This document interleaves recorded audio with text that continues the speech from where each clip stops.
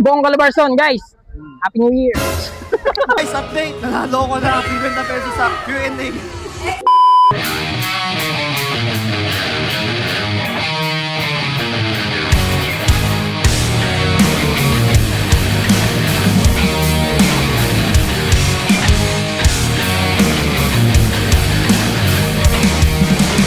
Yo, what's up guys?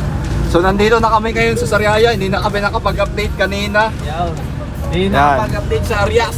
Nandito kami sa Sariaya. So, hindi nyo natatanong kung saan kami pupunta. Bahala kayo mag-isip, basta kikiri.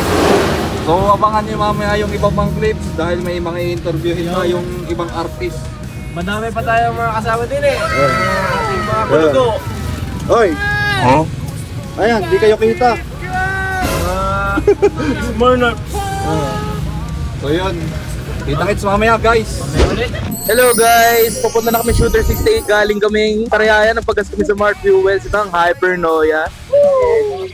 Yes, Kuya Jim Wells, Kuya JP, si The Goat, Ethan.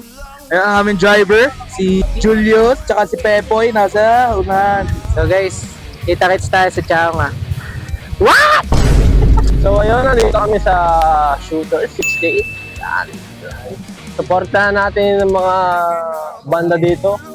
Lalong-lalo na mga nangangarap na masuportahan ng kanilang kanta. Yan. Yun.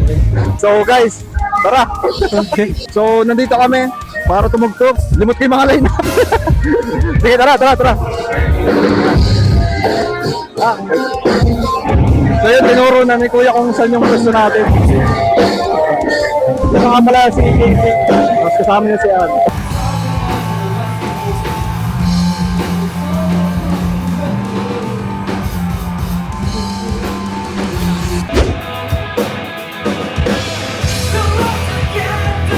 So, magandang gabi, Kuya.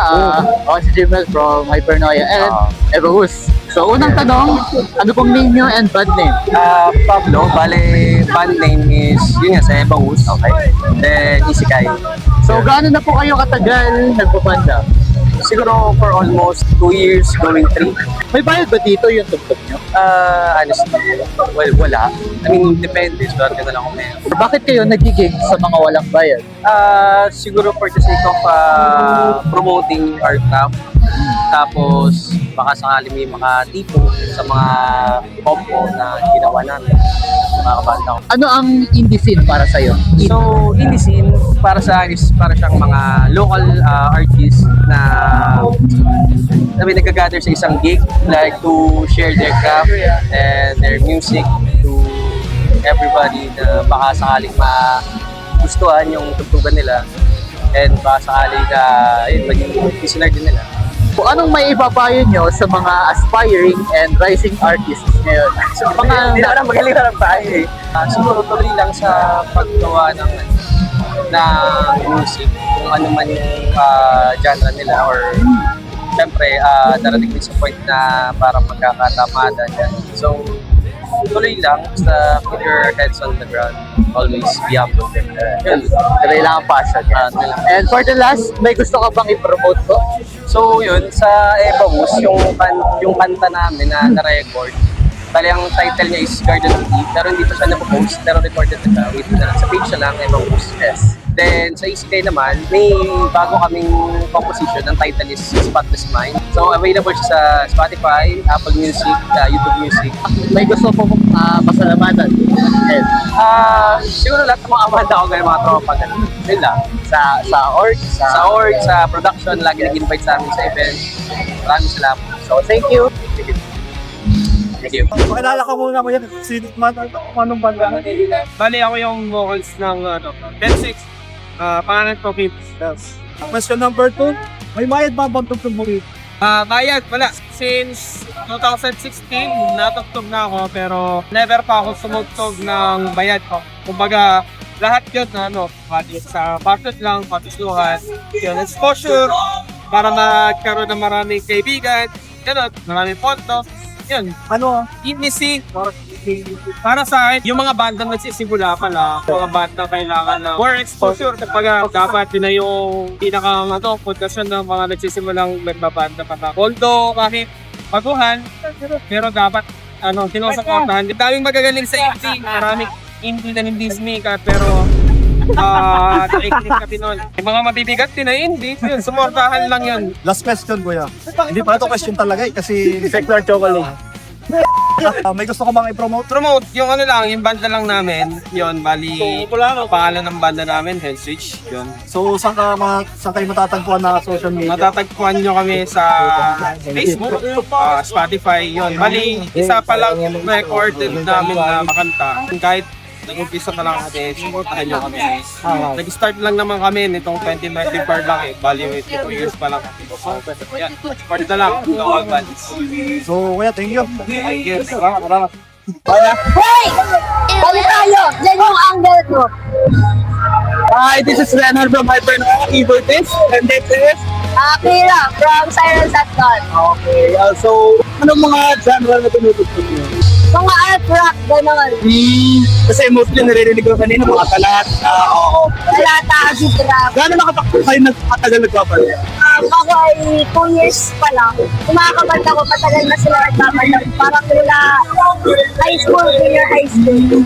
May bakit kayong tugtog niyo dito? Wala. Ang nasa isip kasi namin since hindi pa kami kilala. So parang ang gusto namin is makapag-explore din, makapag sa ibang banda kahit walang bayan. Kumbaga parang promoter lang sa banda namin. And also, para experience namin yung para maranay kami. For you, what is the indie? So yung scene na nag-focus sa mga banda na mga local bands na hindi nabibigyan natutunan ng pansin kasi sa Pilipinas kasi na mainstream yung kanta parang dahil sa kanila nakafocus mas maganda na nakakalit yung mga Wow, ganda na lang yung sagot mo. Thank you, ang ganda na tugtog mo. And would you like to promote someone or may gusto mo promote? yun, kami po ang Sirens at Dawn yun, sunod kayo na din naman follow nyo kami sa aming Facebook at Sirens at yun lang.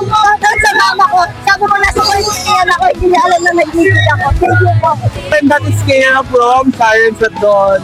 Thank you!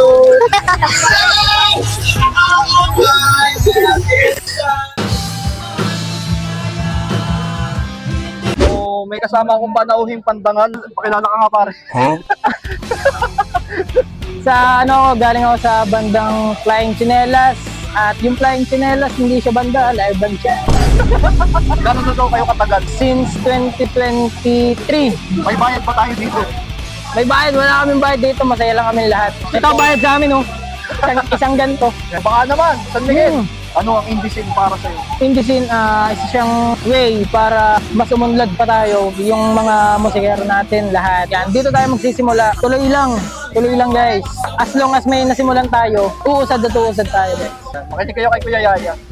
Kuyaya. Ano bang ipopromote mo para sa kanila? Ipopromote namin yung mga lahat ng may originals na songs dito sa Quezon. Support locals lang guys. Tanggalin natin yung sarili nating atin. Wala namang ibang tutulong sa atin kundi tayo lang din guys. May susunod pa ba kayong mga gig? Ang susunod naming gig, malalaman nyo na. Sa ngayon, wala pa. Last gig na to ngayon. So yun guys, support lang natin tayo Chinelas. Tsaka ano pa nga ba yung isa mong banda? Flying Chinela, Sentimental, actually madami yun, live band silang lahat. Shoutout ko lang din guys, yung mga kabanda ko, yung banda na, lahat ng banda sa Candelaria, Quezon, sa Lucena, Tayabas, buong Calabarzon guys. Happy New Year! Siyempre. So yun Thank you. Salamat. Guys, update! Nanalo ko na 50 pesos sa Q&A. Guitar string. Sa ang pelikula, sinabi ang I deserve an explanation. Kalimutan ako na problema. Bunyag na lang maraming mata. Doon na lang nakalabas. Sumama. So, magandang gabi po. Pares, Anong gabi naman? ano pong name nyo and ano pong name ng band nyo? Emerson Cuaro. Name ng band namin Gaano na po kayo katagal na nagbabanda? since 2003. May bayad ba yung mga tugtog nyo? May mga ilan noon, mga labas namin sa birthday yan. Yung Ito ngayon yung mga gigs talaga na katulad ng ganito. Hindi talaga kami nagpapabayad. Go lang kami ng go. So, bakit po kayo nagigik sa mga walang bayad? Para ma-explore namin yung music namin, may padama namin sa mga nakakarinig. So, ano po ang indie scene para sa inyo? Yung na po ngayon ang mga mga nagpapa-event ng mga underground na bands.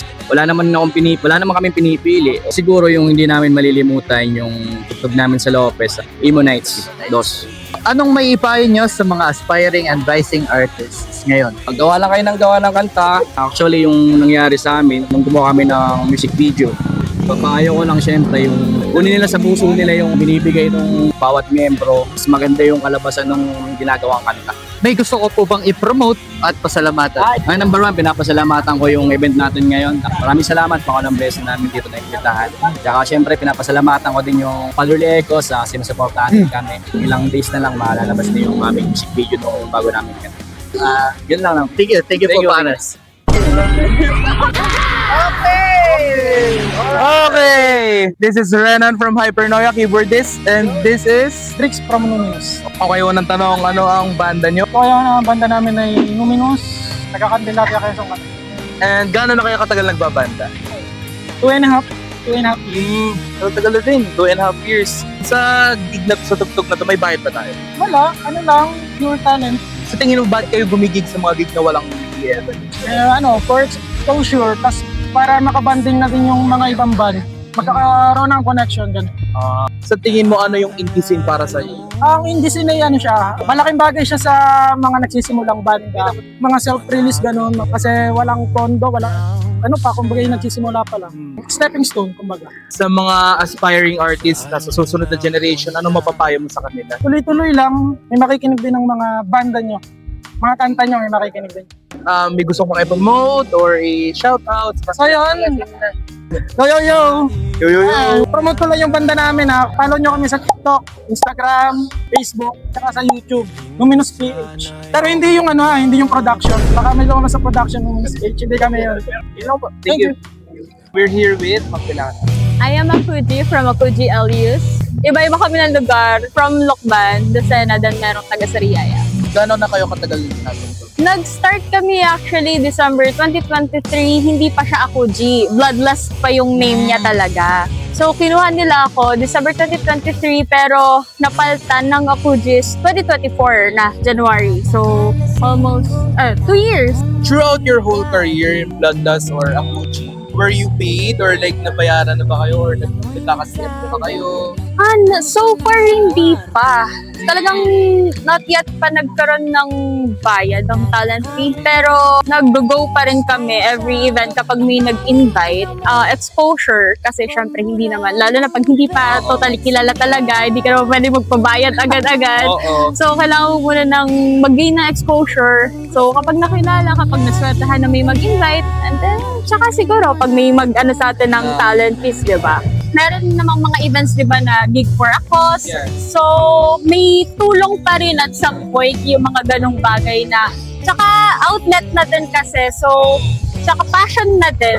So, kapag gusto mo talaga tumugtog ka, with or without bayad. Guys, what is the indie scene for you?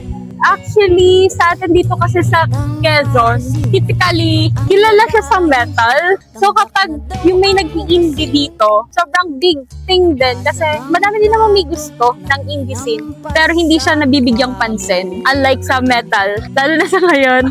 Pero ang nakakatuwa dyan, merong mga nagpo-pursue eh. So medyo nakikilala na siya, yun yung maganda. Kasi sa Quezon, guys, ang most rampant kasi na genre dito is reggae. Yeah, rock. Rock. May mapapayo ka pa sa mga banda na mag-start pa lang or the next generation? Sa mga mag-i-start pa lang, push lang kayo. Kung ano yung gusto nyo i-pursue, tuloy lang kahit may mag-invite tapos pinakahuli kayong tutugtog, go lang, wala. Kahit inuuwian na kayo ng mga tao, go lang. Tuloy nyo lang kasi dyan mag-i-start yung mag-build ng banda nyo. Dyan yung mararanasan talaga from under talaga, pinakamaba, pataas.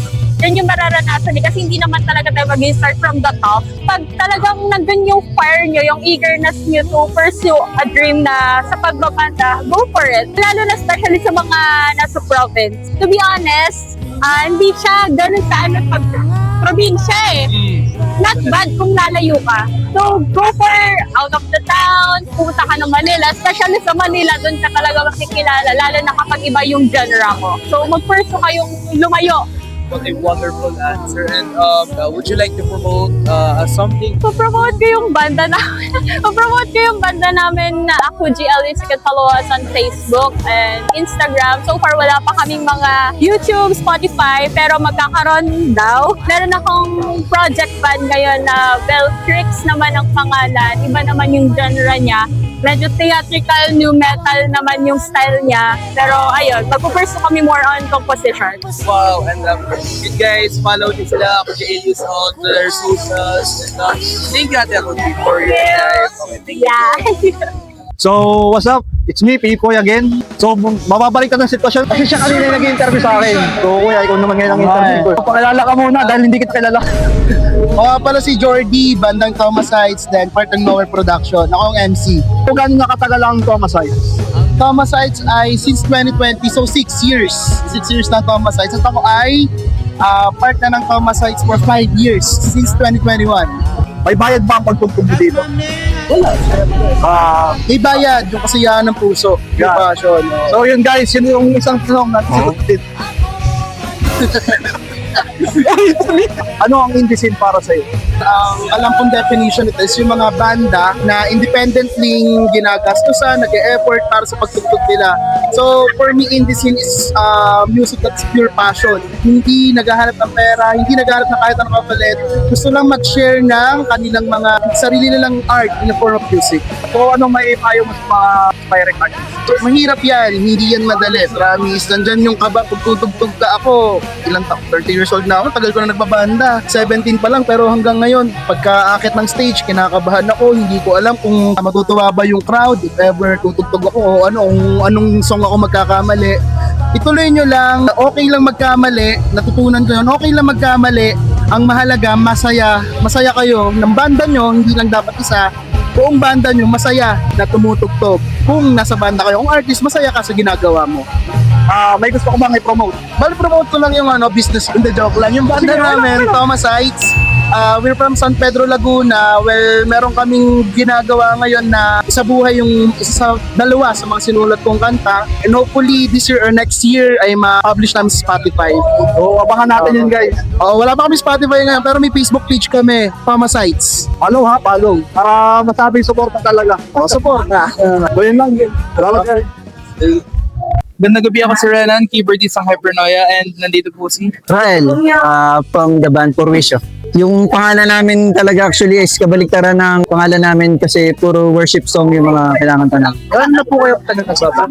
Actually ako napapasok ay mga 2021 pero yung banda ng Porwisyo is 2011 pa. experience na po doon sa mula 2011. Nagkakagig na po ba kayo na may PF or may bayan? Actually kami pa nagbabayad. Hindi kasi kami tuloy-tuloy na banda kasi iba may mga trabaho. So madalang kaming magkasama-sama. Pagka lang ganitong may gig, ina-advise na kami ni Boogie. Yung iba kasi hindi pwede. So yun, on and off yung pagiging banda namin. Sa tingin niyo po, bakit po kayo gumigig na walang bayad? Kasi parang hobby siguro. Wala, masaya. Masayang mangulit, tsaka magtatarang. Ano po yung indie scene para sa inyo? Para sa akin yun yung mga underground sa mga gantong tago, yung mga hindi pa nasi-showcase na mga banda which is madami pa. So siguro kailangan lang ng magandang break o stage para makita sila. Para po sa inyo, ano po mapapayo niyo sa mga nagsisimulang band? Mga aspiring artists? Oo. Sa mga nagsisimulang mag-band, mag-compose kayo. Pilitin niyo mag-compose at saka mag-ipon kayo ng sariling gamit kasi ang mahal lang upa ngayon sa mga oo, yun. To end this interview, would you like to promote someone or your band? Kung saan nyo lang kami makikita sa Quezon, pagka may gig, pagka nakumpleto kompleto kami. So, nagtatry na rin kami mag-record ng mga kanta. So, yun, abangan nyo na lang. Thank you po. Salamat, thank you. Salamat. Magagaling sila, makikita mo yung passion nila sa kanilang ginagawa, tsaka yung effort. Galing sila sa malalayo, tapos napunta sila kada event niya. Ayun, yung sacrifice na very good. Para lumawak pa yung ating scene sa ating lugar, sa Quezon, yung mga talent may labas. Nasa-showcase yung talents kasi sa mga ganitong event napapakita nyo yung live. Kasi more on platforms na lang tayo, Facebook, ganyan, TikTok. So, iba kasi talaga pag live tapos may live audience. Yun yung kagandahan doon. Tsaka nasusupport nga ang mga local artists. Escape lang kasi to sa mga responsibilities sa araw-araw, ganyan. Para lang makarelease ng stress sa ibang trabaho. So yung magsama-sama yung mga banda, parang ibang saya. Maraming salamat sa mga nagbabanda pa rin hanggang ngayon. Kasi syempre wala kayong kinikita halos. At kayo pa nagagastosan. Yun lang. So yun guys, natapos na yung event. Napaka-solid. Grabe. Napakasulit talaga. Nowhere Production tsaka Shooters. Yan. Yun, thank you rin sa Shooters talaga dahil pinapayagan na makapag-set up ng ganong event. Yun. Tsaka yun, pinayagan nila tayo mag-interview. Kung gusto nyo pa ng mga gantong uri ng video sa mga susunod sa future, follow nyo kami. At hindi na yung music namin. Pero mas maganda nga mismo kung pakinggan nyo yung kanta namin. So yun, ilalagay na lang namin yung link sa description. See you guys next time. Yan, ito mga Peace out. pagod na mga idol. Yan, peace out.